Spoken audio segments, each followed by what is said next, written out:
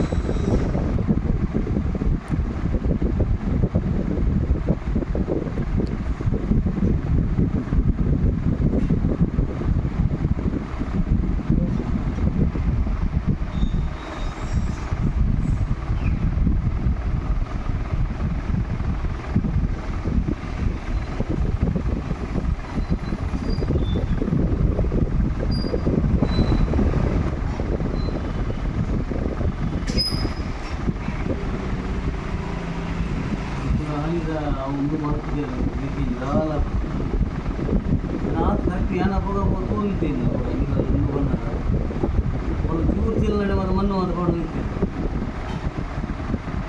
ticket torch ಮಾಡಿ ಬಾರ್ದು ಮಣ್ಣು ಹೊಡೆದಿದ್ದೆ ನಾನು ಈಸೆ ಮಣ್ಣು ಹೊಡೆದಿರ್ತೀನಿ